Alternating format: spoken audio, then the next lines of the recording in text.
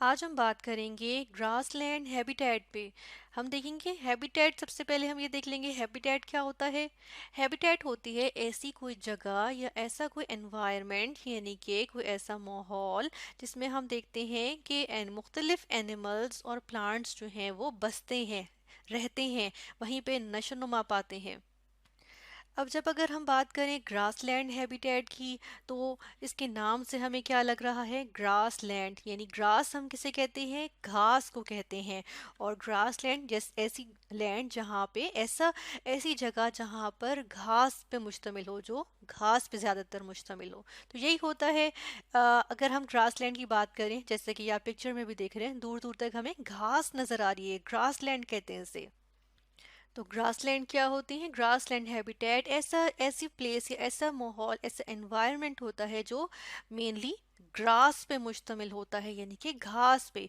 और हमें झाड़ियाँ और दरख्त बहुत कम देखने को मिलते हैं। जिस तरह इस पिक्चर में तो हमें मुश्किल से कहीं पे झाड़ियाँ नज़र आ रही हैं थोड़ी बहुत, लेकिन ज़्यादातर क्या है, घास है। यहाँ पर तो हमें दरख्त नज़र भी नहीं आ रहे। तो इसमें बहुत कम हम देखते हैं दरख्त और जो झाड़ियाँ होती हैं वो कम होती हैं।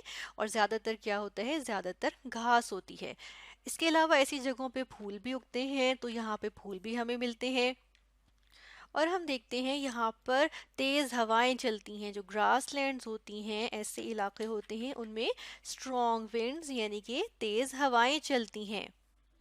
इसके अलावा हम ये देखते हैं कि यहाँ पर जो रेनफॉल, बारिश होती है, वो एवरेज होती है, यानी कि ना बहुत ज़्यादा होती है यहाँ पे बारिशें, ना बहुत कम होती हैं। क्योंकि यहाँ पर बारिशें, यानी ग्रास लैंड में बारिशें जो हैं ये सहराओं यानी डेजर्ट से ज़्यादा होती हैं। यानी कि डेजर्ट्स में तो बारिशें बहुत कम होती हैं ना। हम जब डेजर्ट हैबिटेट में भी देखेंगे या कि जो सहरा होते हैं उनमें बारिशें बहुत कम होती हैं। तो ग्रास लैंड में बारिशें सहराओं से ज़्यादा होती हैं। लेकिन जब हम बात करते हैं जंगलात की, फॉरेस्ट की, तो यानी फॉरेस्ट यानी जंगलात जो होते हैं, जब हम जंगलात की बात करते हैं तो जंगलात में ग्रासलैंड से ज़्यादा बारिशें होती हैं।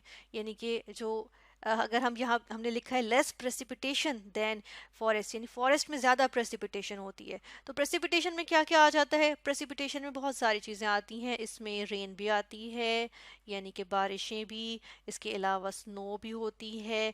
इसके अलावा हेल भी होती है, यानी जिसे हम क्या कहते हैं, जिसे हम ओले कहते हैं। तो जंगलात में ग्रासलैंड से ज़्यादा बारिशें, बर्फबारी और यालाबारी होती है। इसीलिए हम इसको क्या कह रहे हैं कि ग्रासलैंड में एवरेज, यानी कि ना बहुत ज़्यादा ना बहुत कम बारिशें होती हैं।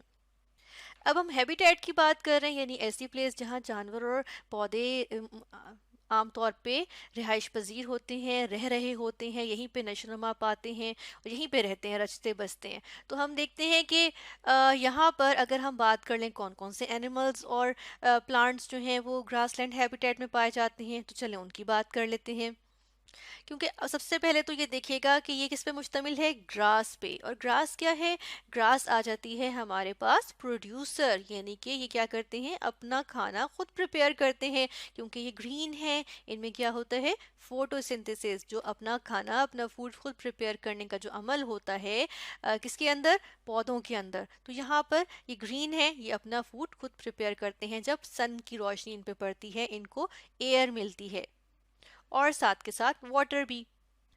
फिर हम देखेंगे कुछ ऐसे एनिमल्स होते हैं, कुछ ऐसे लिविंग थिंग्स होती हैं, जानदार होते हैं, जो इन प्रोड्यूसर्स के ऊपर फीड करते हैं। उनकी खुराक ये प्रोड्यूसर्स होते हैं, ये घास जो है उनकी खुराक होती है। जिस तरह से क्या आ गए, जिस तरह से हम देख रहे हैं शीप, जिस तरह से बकरे होते हैं, बकरे बकरियां, इस तरह से हम देख रहे हैं यहाँ पर गाय नजर आ रही हैं आपको, हिरन नजर आ रहा है।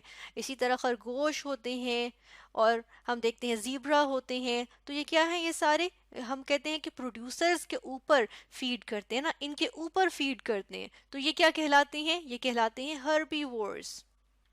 तो ये आ गए हमारे पास हर्बीवोर्स, जिसमें हम देखते हैं शीप यानी कि भेड़ें आ गई। इसके अलावा बकरे बकरियां, जीब्रा आ गए। गजेल, गजेल क्या होता है, हिरन को कहते हैं। इसी तरह खरगोश, रैबिट्स, काउस यानी कि गायें, जिस तरह यहाँ पे हमें नजर आ रही हैं। और इंसेक्ट्स यानी कीड़े मकोड़े भी इसी में आ जाते हैं। और फिर हम बात कर लेते हैं ऐसे एनिमल्स की या ऐसे जानदारों की जो क्या करते हैं, जो इन हर्बीवोर्स को अपना शिकार बनाते हैं, उनको खा लेते हैं, उनके ऊपर फीड करते हैं। तो इनको हम क्या कहते हैं? इनको हम कहते हैं कार्निवोरस, यानी कि ऐसे एनिमल्स, ऐसे जानदार जो क्या करते हैं, इन हर्बीवोर्स को अपना शिकार बनाते हैं। या हम कहते हैं कि ये क्या होते हैं? ये होते हैं गोश्त खाने वाले जानदार, जिनकी खुराक सिर्फ गोश्त होती है। और कार्निवोर्स जो इनमें हम देखते हैं, जो ग्रासलैंड हैबिटेट में पाए जाते हैं, इनमें आ जाती हैं फॉक्स आ गए जिसे लोमड़ी कहते हैं, वुल्फ यानी भेड़िए आ गए, आउल यानी कि उल्लू, चीता, ईगल्स, इसके अलावा वुल्चर यानी कि गिद्ध कहा जाता है। अब हम ये देख लेते हैं कि ये क्या था, ये हमारे पास था ग्रासलैंड हैबिटेट। हमने क्या देखा इसमें? Grassland habitat. तो अब हम यहाँ क्या देखने लगे हैं? अब हम देखते हैं कि ग्रासलैंड हैबिटेट को दुनिया के मुख्तलिफ इलाकों में क्या कहा जाता है। तो ग्रासलैंड हैबिटेट को या ग्रासलैंड्स को कुछ इलाकों में सवानास कहा कहते हैं, सवानास कहा जाता है। फिर आ जाते हैं पम्पास, इसके अलावा प्रेरी और स्टेप। अ, ये दुनिया के मुख्तलिफ इलाकों में इनको ये नाम दिए जाते हैं, किसको? ग्रासलैंड हैबिटेट्स को। और हम देखें तो दुनिया का 1/4 यानी कि हमारी जो ज़मीन है, अर्थ है, इसकी 1/4 हिस्सा जो है, कम अज कम 1/4 हिस्सा, यानी कि हम कहते हैं कम अज कम 25% जो है वो किस पे मुश्तमिल है? ग्रासलैंड पे मुश्तमिल है। तो आज हमने क्या स्टडी किया? आज हमने स्टडी किया ग्रासलैंड हैबिटेट। हमने देखा ये ऐसी जगह होती है जो ज़्यादातर घास पे और घास पे ये मुश्तमिल होती है।